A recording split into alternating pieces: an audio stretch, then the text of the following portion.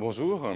On est souvent à la recherche de l'effet maximum avec l'effort minimum, le profit maximum, l'investissement minimum, les meilleures moyennes avec le moins de travail possible. C'est quelque chose qui égrène un petit peu toute l'histoire. Si on remonte à 2800 ans avant nous, la fondation de Carthage correspond à un problème de ce type. La reine Didon est donc arrivée pour installer, disons, pour fonder la ville de Carthage. Elle s'adresse au voisin le plus proche en lui disant je veux construire une ville à cet endroit-là. Et la réponse c'est on n'ose pas dire non, alors on dit voilà une peau de vache, avec cette peau de vache que tu pourras enserrer comme surface avec cette peau de vache, ça te donnera le territoire de ta ville. Alors la reine Didon ne se démonte pas. Imaginons que la peau de vache ce soit la feuille A4 ici pour faire la manipulation. Avec une simple paire de ciseaux, bon, j'ai préparé les choses à l'avance, mais disons si je découpe ici, alors le découpage est relativement simple, hein. Il y a des bandes ici comme ça, qui sont elles-mêmes entaillées. Bon. Et donc avec simplement ce découpage dans la feuille, on imagine que c'est la peau de vache, et ben, finalement on réussit à avoir une longueur assez importante pour que je puisse passer à travers la feuille, ici. Et si, a priori, j'avais essayé de passer à travers la feuille A4, j'aurais eu quand même un petit peu du mal. Sous cette forme-là, bon, si mon découpage était fait avec des bandes plus fines, bon, on pourrait sans doute avoir quelque chose de beaucoup plus grand que ce que j'ai réussi à faire jusqu'à présent. Mais disons que c'est aussi un problème de minimum, maximum. Il s'agit d'essayer de trouver à enserrer la surface la plus grande possible avec une certaine longueur qu'on aura réussi à tailler dans la peau de vache ou dans la feuille. Donc c'est un type de problème de minimum, maximum. Ça égrène l'histoire, on en verra d'autres au fur et à mesure.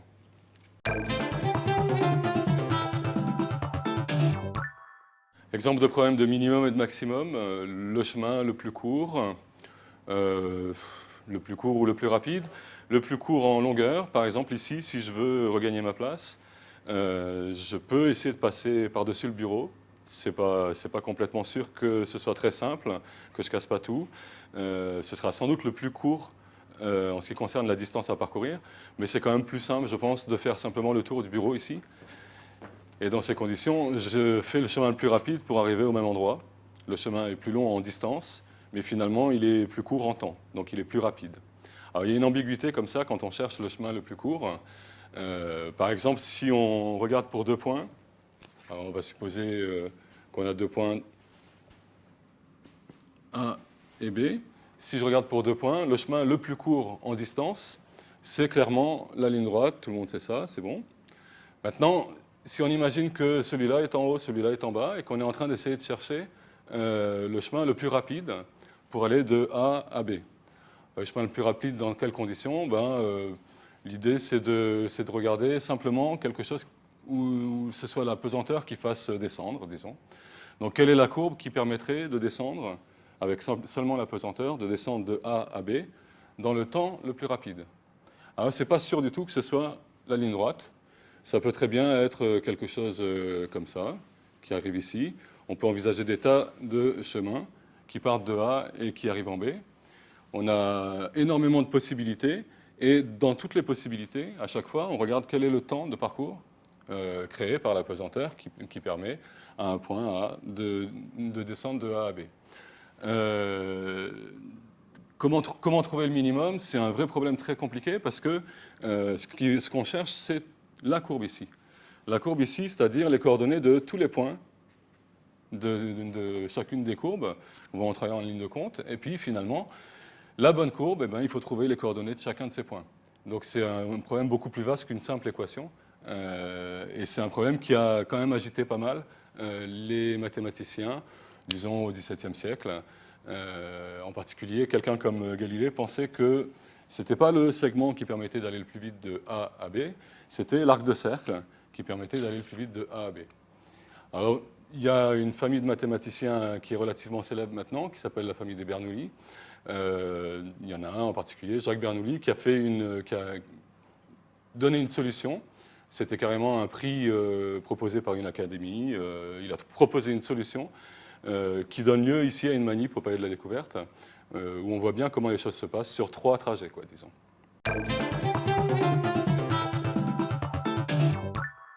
Ici, on a un point A, un point B, et on essaye de trouver un trajet qui permette d'aller du point A au point B, de la hauteur du point A à la hauteur du point B, le plus rapidement possible. Alors, ce qui est clair, c'est que de A à B, le plus court en longueur, c'est le segment, ce qu'on a ici. Seulement, cette chose-là, c'est ce que Galilée appelait un plan incliné.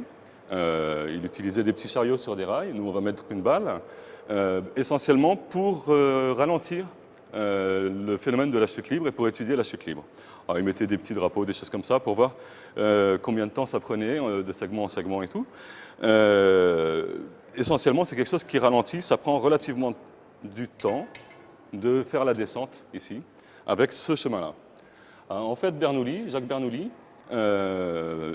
teste des différentes hypothèses, mais en particulier, il teste une piste ici, une espèce de rail aussi, qui va aller de A à B, mais en passant par un autre point ici, avec un segment d'abord, puis un deuxième segment qui revient à B. Donc, il y a différentes façons de le faire. Ici, c'est un segment comme ça, et puis un peu plus court ici. Mais disons que, déjà, avec 2 segments, quand on regarde, si on les a bien choisis, c'est clairement les 2 segments qui battent le segment tout seul. C'est-à-dire que ce trajet-là ici est plus long, mais en temps, on va plus vite. Donc, Jacques Bernoulli, c'est un physicien, entre autres, c'est aussi un mathématicien, mais c'est un physicien. Et quand il voit 2 segments mis bout à bout comme ça, a priori, ça lui fait penser à la réfraction de la lumière.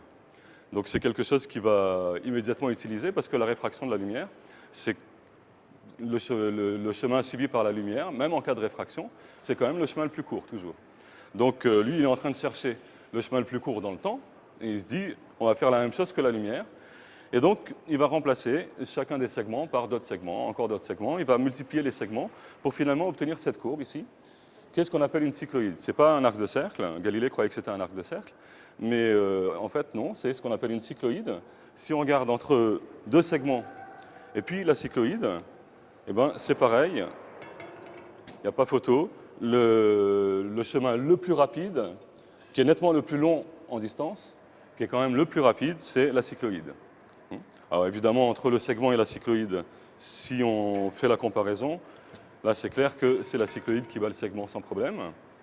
Alors la cycloïde, c'est quelle courbe? C'est quand même lié au cercle dont Galilée pensait que c'était un cercle. Ben, c'est quand même lié au cercle. C'est si on regarde une roue de vélo et qu'on s'attache à un point de la roue, au fur et à mesure que la roue va avancer, sans glisser, on suppose qu'il y a vraiment du frottement et qu'il n'y a pas de glissement, le point de la roue va faire une courbe comme ça, qui est ce qu'on appelle une cycloïde. Et ici, elle est simplement mise à l'envers. Il faudrait la continuer ici, puis la reprendre par là. Donc c'est cette courbe-là qui finalement est la plus rapide, bien qu'elle soit évidemment plus longue que le segment.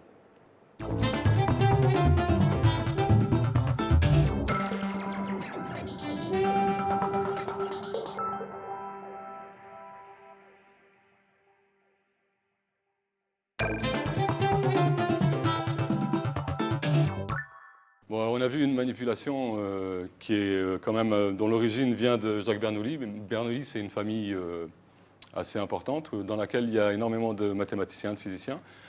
À l'origine, le patriarche, c'est quelqu'un qui est un flamand, qui fuit les persécutions religieuses et qui arrive en Suisse. Alors peut-être que pour ces raisons, je ne sais pas.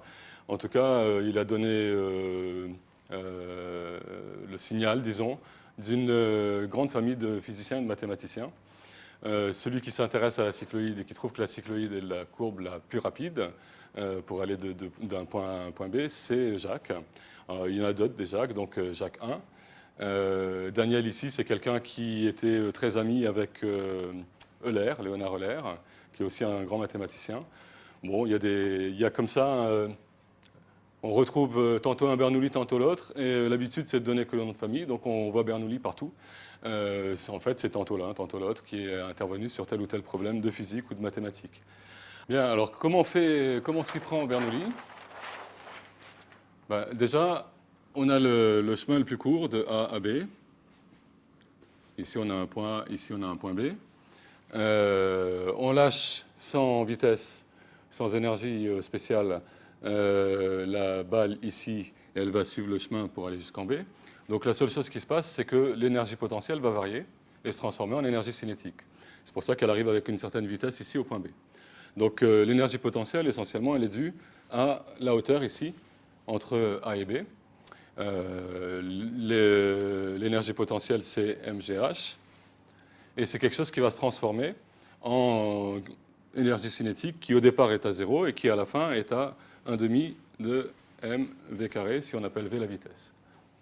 Donc j'ai transformation de cette énergie potentielle en la vitesse, en l'énergie cinétique. La vitesse ici qui apparaît, c'est pour l'essentiel v carré égale 2gh. Donc ça veut dire que pour l'essentiel, v est proportionnel à la racine carrée de h.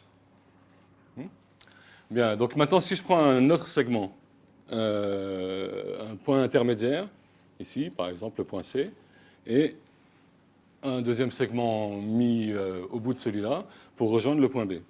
Alors j'ai la même situation, sauf que c'est entre A et C que ça se passe, et entre C et B ensuite que ça se passe.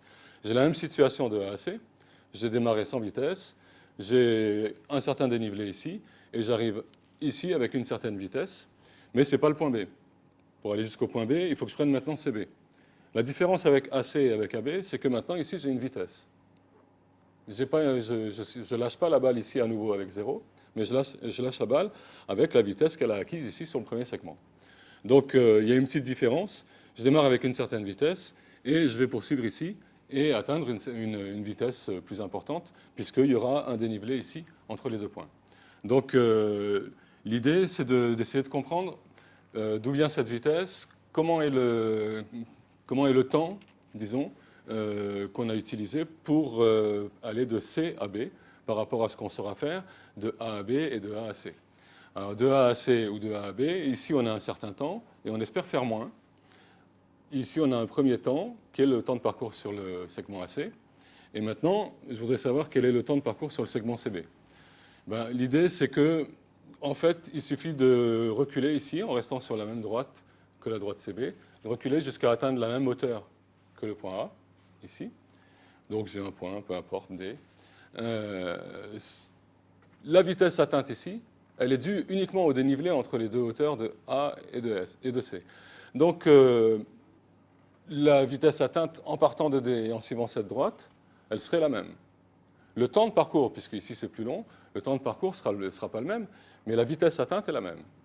Donc on peut imaginer que le bolide ici, la balle, le petit point matériel qui se balade ici, au lieu de faire ce segment-là ici, il a démarré là, il a atteint la vitesse, qui est la même que celle qui était sur le segment AC, et il continue pour atteindre le point B.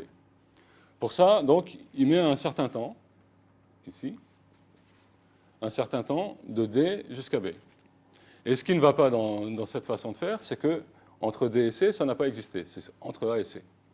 Donc le temps ici de parcours pour atteindre la vitesse, c'est T1, ce n'est pas celui-là. Celui-là, c'est un certain temps T3, qui correspond à la distance DC ici, et à la même hauteur que pour le temps T1. Et maintenant, si on regarde ce que fait le point matériel, il suit AC en un temps T1, et maintenant il suit CB, comme s'il avait fait DB, mais sans DC. Donc ce qui reste ici, c'est le temps total, T2, moins le temps correspondant à DC, c'est-à-dire T3. Donc maintenant, je fais apparaître le temps de parcours sur ACB, qui peut être éventuellement plus grand que T, qui peut être éventuellement plus petit. Ce qu'on a pu observer, ce qu'on a l'impression d'avoir observé, c'est que c'était plus petit. C'est clair que si, au départ, le premier segment était quasiment à l'horizontale ici, et qu'on reste comme ça, quasiment à l'horizontale, le point matériel ici va mettre une éternité pour réussir à atteindre l'extrémité de ce segment. Et à ce moment-là, il pourra rejoindre le point B. Mais ça va prendre tellement longtemps ici que la succession de ces deux segments, ici, ne sera pas meilleure que le segment AB. Donc, il est possible, il y a des situations, et c'est ce qu'on va pouvoir expérimenter avec l'ordinateur, disons, pour faire un dessin un peu plus précis, un résultat un peu plus précis. Mais il est tout à fait possible que T1 plus le temps ici soit quelque chose de plus court que T, suivant la position qu'on donne au point C. Que ce soit trop long, que ce soit la même chose, ou que ce soit plus court. Et c'est le démarrage, disons, de la méthode de Bernoulli, c'est de se rendre compte qu'effectivement, il y a des positions où le point C permet d'aller plus vite qu'avec le segment A1B. Ici, on va utiliser donc un logiciel de géométrie qui reprend la figure qu'on a ici. C'est la même que celle qu'on avait sur le papier. Ici, j'ai le segment AB qu'on parcourt en un certain temps t. Ici, j'ai le segment AC et ici le segment CB. Donc l'idée, c'est d'utiliser le logiciel en question pour faire des constructions. Alors, on va passer en vitesse sur les constructions, mais disons pour faire des constructions, par exemple ici, le temps de parcours ici, c'est quelque chose qu'on va retrouver avec une distance qui apparaît ici et dont on va prendre la racine carrée. Donc bon, on peut faire un certain nombre de constructions géométriques qui vont nous permettre de dire que pour descendre ici du point A au point B, on a un certain temps, t, pardon, ici. Pour descendre de A à C, on a un certain temps t1. Et pour descendre de C à B, eh ben, on avait dit qu'il fallait faire un temps t2 moins t3. Donc t2, on va le retrouver ici, t3 ici, et la différence va s'ajouter au temps t1. Donc si on regarde là où il y a marqué un point d'interrogation ici, c'est le temps mis pour parcourir la distance d'abord AC et ensuite CB pour rejoindre finalement de A à B, mais pas en direct, en suivant les deux segments. Donc si on déplace le point qui est ici et qu'on suit ce qui se passe à cet endroit-là, c'est clair que si on se met de l'autre côté, eh ben, ça prend trop de temps de venir ici, et donc le point est passé de l'autre côté du temps correspondant au segment AB. Si on se met de ce côté-là, ben, on peut descendre, descendre, descendre, jusqu'à un moment où ça a l'air de ne plus pouvoir bouger dans cette direction. Et donc on peut essayer de trouver comme ça des valeurs des endroits, disons, pour le point C, qui vont permettre de réduire le temps de parcours sur ces deux segments. Donc à force, on recommence sur chacun des segments, etc. Et on va réussir à récupérer la cycloïde.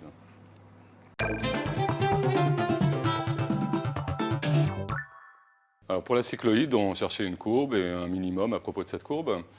On a obtenu la cycloïde. Si on regarde une application concrète, à partir du sommet de la Tour Eiffel jusqu'à la place du Trocadéro, grosso modo 300 mètres dans un cas comme dans l'autre, on met grosso modo 10 secondes avec la cycloïde, 11 secondes avec la droite. Donc c'est clair qu'on a besoin de faire quelques petits calculs. Si on essaye de monter en dimension et qu'on s'attaque maintenant aux surfaces, alors on va essayer de se poser aussi des questions de minimum, maximum.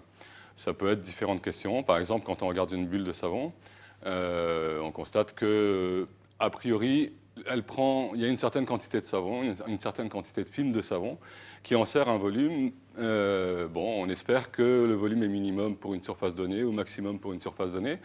Bon, ça concerne des problèmes, disons, qui vivent dans l'espace à 3 dimensions et pour lequel une question qui a agité les mathématiciens pendant pas mal de temps, c'est d'essayer de trouver ce qu'on appelle les surfaces minimales, c'est-à-dire des surfaces qui couvrent une aire la plus petite possible et qui s'appuient sur un contour donné, par exemple, ou qui partent à l'infini. Exemple de choses qu'on peut utiliser pour simuler ça et pour essayer de voir le problème concret, disons. C'est un problème de physique, c'est avec les films de savon. On va supposer que le film est relativement fin et si je plonge ici cet objet dans cette sauce qui est pleine de savon quand même et que je regarde ce qui se passe, j'obtiens un film qui a l'air d'être plan et on voit bien que le fil ici va me permettre de changer et on voit bien que donc le film est en train de tirer sur les bords, sur le contour. Et suivant la façon dont le contour est formé, eh bien, on a quelque chose qui a l'air d'être plat. Alors, est-ce que c'est tout le temps le cas? Ça dépend un peu du contour qu'on va utiliser. Le fait que ce soit une forme plane, ce n'est pas quelque chose qui est garanti, je dirais même plus. C'est quelque chose qui est relativement rare. Est-ce que pour faire une surface minimale, on peut obtenir quelque chose qui est vraiment... par exemple une bulle de savon, quelque chose comme ça? En fait, c'est clair que non. C'est-à-dire que si on regarde, si je suppose que quelque part dans ma surface, j'ai une partie comme ça, qui ressemble à un morceau de sphère, donc qui est quelque chose de convexe comme ça, eh ben, ce bout-là, je peux le remplacer par la face plane qui est ici. Et la face plane qui est ici a évidemment une aire qui est plus petite que la demi-sphère qui est là. Donc, c'est a priori pas possible d'avoir à l'intérieur de ma surface des zones comme ça, et qu'elles soient minimales, des zones de ce type-là, où toute la surface est avec la même courbure, disons. Donc, on doit avoir une surface soit plane, soit qui fait un peu comme une selle de cheval, quoi, disons. Alors, si on essaye avec différents contours, par exemple avec quelque chose comme ça, c'est assez clair le genre de choses qu'on risque d'obtenir en plongeant ce contour dans l'eau savonneuse. Ce qu'on obtient, c'est quelque chose qui est évidemment pas plan. On voit bien que c'est pas plan. Mais donc c'est une surface et la surface en question s'appuie sur le contour qu'on a plongé dans l'eau savonneuse et a une aire, disons, la plus petite possible. Alors on vient de voir que ça a éclaté. Pourquoi ça éclate? Parce que essentiellement c'est un film de savon qui a une certaine épaisseur. En fait, il y a beaucoup de confusion sur ce que peut être un film de savon et ce que peut être le savon. Par exemple, ici c'est comme un bac de lessive, j'ai de l'eau savonneuse. Et l'eau savonneuse en question, on a l'impression qu'il y a du savon un peu partout. Ben, c'est pas vrai, le savon, il est seulement à la surface. Donc, quand on est en train de faire la vaisselle et qu'on a une assiette qui est au fond du bac de lessive, c'est complètement idiot de s'imaginer qu'on utilise le savon. Le savon est seulement à la surface. Donc, c'est au moment où on sort l'objet ici, c'est au moment où je le sors que le film se crée. Ça pourrait se faire avec de l'eau simplement, mais l'eau est un corps qui a quelque chose qui a des tas de particularités, disons. C'est le sol qui prend plus de place quand il se solidifie. C'est un corps qui a aussi une tension superficielle très forte. Et donc, c'est quelque chose qui tire très très fort. Ça ne marcherait pas bien. On met du savon pour avoir un film de savon. En fait, il y a une épaisseur de savon d'un côté, une épaisseur de savon de l'autre, et entre les deux, de l'eau. Et puis, quand l'eau finit par s'écouler, le film claque. Donc, c'est la situation qu'on a. Pourquoi est-ce qu'on fait des expériences? Parce que ce n'est pas complètement immédiat de savoir à l'avance ce que ça va donner. C'est-à-dire que le problème est quand même relativement vaste. Trouver quelle surface va réussir à s'appuyer sur le contour et à avoir finalement une aire minimum.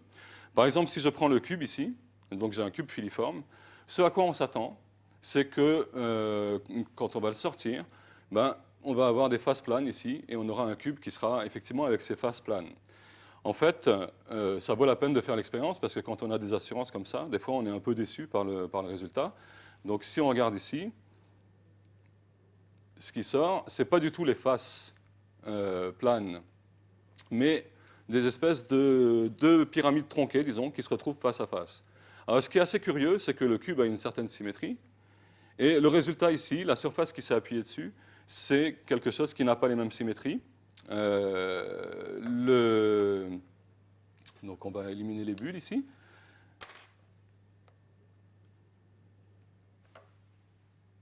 L'objet qu'on obtient ici privilégie l'axe vertical ici. Si je souffle un peu, eh ben, je change l'axe dans lequel les deux pyramides tronquées se sont empilées. Donc, d'une part, ce n'est pas la surface à laquelle on s'attendait. Et d'autre part, c'est quelque chose qui montre que la surface minimale, c'est quelque chose dont on n'est pas sûr que ça existe. Parce que là, en l'occurrence, pour le cube qui a une certaine symétrie, là, eh ben, je réussis à récupérer dans un axe de pyramide qui s'appuie, dans un autre axe ou dans le troisième axe. Et donc, finalement, j'ai déjà trois solutions a priori qui semblent apparaître, qui sont identiques et qui donc vont avoir la même surface, la même aire, et qui seront donc trois solutions du problème qui sont des solutions différentes. Donc, je ne peux pas être sûr de pouvoir dire la surface minimale qui va s'appuyer sur un contour.